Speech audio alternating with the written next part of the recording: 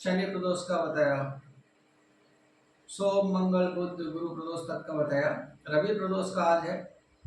रवि प्रदोष रविवार के दिन जो त्रयोदशी प्रदोष काल में पड़ती है उसे रवि प्रदोष कहते हैं और उस दिन प्रदोष का व्रत किया जाता है।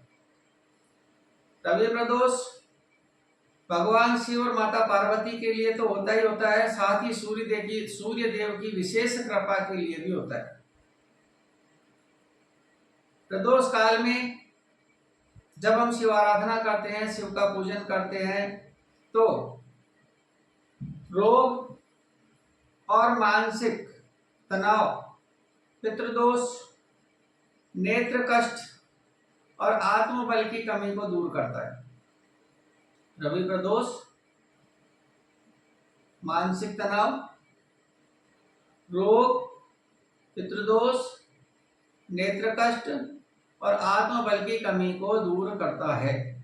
इम्यूनिटी पावर जिनकी कमजोर हो जाती है उसे डेवलप करने का काम करता है। रवि प्रदोष क्यों किया जाता है? भगवान शिव की कृपा प्राप्ति हेतु, मन में शांति हेतु रवि प्रदोष किया जाता है। सूर्य संबंधी दोष, यदि आपके ग्रह में सूर्य नीच का है, सूर्य जनित दोष है, तो वो दोष इस व्रत के करने से दूर हो जाते हैं। नेत्र रोग, आत्मविश्वास की कमी, ये भी इससे दूर होता है। परिवार में सुख समृद्धि और स्वास्थ्य के लिए,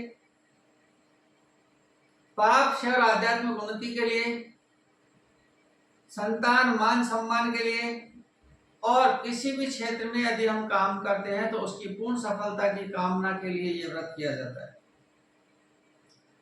जिस दिन त्रयोदशी आए, यदि उस दिन रविवार है, त्रयोदशी के दिन प्रदोष काल में, तो उस दिन रवि प्रदोष का व्रत कहलाता है। व्रत करने का समय सूर्यास्त से 45 मिनट पहले और 45 मिनट बाद का होता है। प्रत्येक प्रदोष में वही समय निर्धारित होता है, इसमें कोई रद्दोबदल नहीं होता।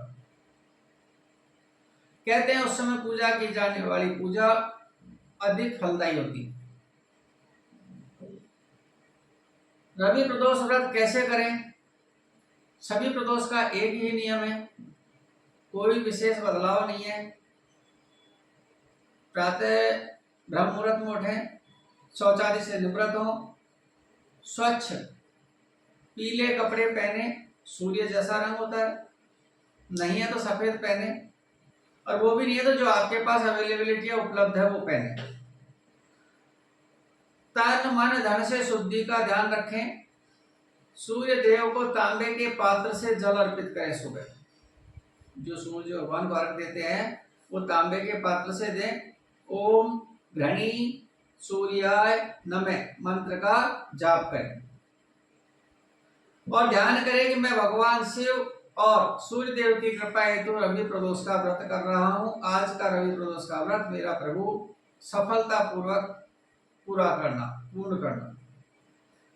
दिन भर फलाहार से रहें, सामर्थ्य है तो निराहार से रहें, और यदि सामर्थ्य नहीं है तो दिन भर मेरा फलाहार से रहें, और संध्या समय आप एक समय आराम से भोजन कर सकते हैं, अन्य ग्रहण कर सकते हैं। यदि आपको उचित नहीं लगता है, स्वास्थ्य लागू नहीं करता है, तो दोनों समय भोजन कर सकते हैं। शिवलिंग पे चढ़ाने के लिए वही जनरल सामान है जो डेली हम पूजा पाठ में काम में लेते हैं। जल चढ़ाएं, दूध चढ़ाएं, गंगा जल से अभिषेक करें, गन्ने के रस से अभिषेक करें, शहद से करें, घी दूध दही पंचामृत से करें, बेलपत्ता धतूरा आँख सफेद पुष्प चंदन घी का दीपक जलाएं, शिव चालीसा के पाठ करें। प्रदोष माध्यम पढ़े, मां मृत्युंजय संभव हो तो मां मृत्युंजय के पाठ करें, भगवान शिव पार्वती की आराधना करें और अंत में प्रसाद बांटें। संभव हो सके जहाँ तक ओम नमः शिवाय का जाप करें। यदि आपको दान देने की इच्छा है तो गेहूं का दान करें, गुड़ का दान करें, लाल वस्त्र का दान करें, तांबे का पात्र का दान करें, गाय को रोटी और गुड़ खिलाएं। हाँ, इतना है, इस व्रत के दिन मांस मदिरा लहसुन प्याज का सेवन नहीं करें तो अच्छा है। क्रोध आप शब्द नहीं बोले। सूर्यास्त के बाद भारी हैवी भोजन नहीं करें। तामसिक भोजन नहीं करें। और शिव पूजा में तुलसी दल अर्पित नहीं करते, तांत्रिक पूजा में ही किया जाता है, कुछ विशेष अनुष्ठानों में, सभी में कुछ विशेष अनुष्ठानों में किया जाता है, अन्यथा शिव के भगवान को तुलसी अर्पित नहीं की जाती है। तुलसी सिर्फ विष्णु भगवान को या हनुमान जी सीताराम जी को ही अर्पित की जाती है, लड्डू गोपाल जी को। अगले दिन पूजा के बाद अपने आराम से शुद्ध सात्विक भोजन करके व्रत खोलें, और मान्यता है कि इससे रोग दूर होते हैं, कष्ट दूर होते हैं, भय दूर होते हैं, आत्मविश्वास आता है, भगवान शिव और माता तेज की पार्वती जी की कृपा होती है, सूर्य जैसा तेज पैदा होता है, स्वास्थ्य और सम्मान प्रदान करता है। प्रयास करके देख लीजिए, कुछ नहीं जाता, लाभ मिलेगा, सुनिश्चित मिलेगा। और जब आपको लाभ मिले तो अपने इष्ट मित्रों को बताइएगा, परिजनों को बताइएगा।